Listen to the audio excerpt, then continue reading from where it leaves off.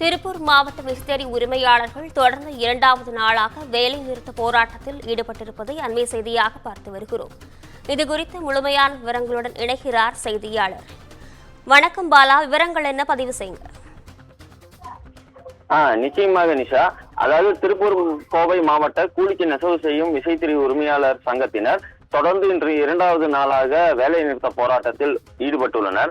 இதனால் கடந்த 2 நாட்களாக சுமார் 70 கோடி அளவில் உற்பத்தி பாதிக்கப்பட்டுள்ளது. நேரடியாகவும் மறைமுகமாகவும் 3 லட்சம் தொழிலாளர்களின் வாழ்வாதாரம் பாதிக்கப்பட்டது.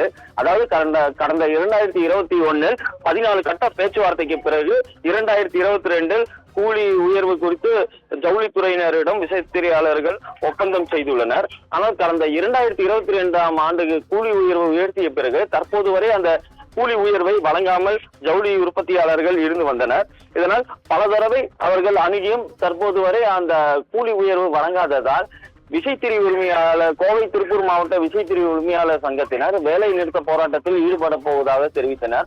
அதன் விளைவாக நேற்று முதல் வேலை நிறுத்த போராட்டத்தில் ஈடுபட்டனர். இன்று இரண்டாவது நாளாக அந்த வேலை நிறுத்த போராட்டம் தொடர்கிறது.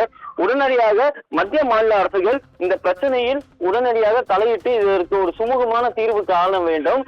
தற்போதுள்ள விலைவாசி உயர்வு, ஜிஎஸ்டி போன்ற பல்வேறு காரணங்களால் வாழ்வாதாரம் மிகவும் பாதிக்கப்பட்டுள்ளதாகவும் அவர்களால் தொழில் இயக்க முடியவில்லை. மேலும் மின் கட்டண உயர்வு போன்ற பல்வேறு பிரச்சனைகளின் நடுவில் அவர்கள் அந்த தொழிலை செய்து வந்தனர்.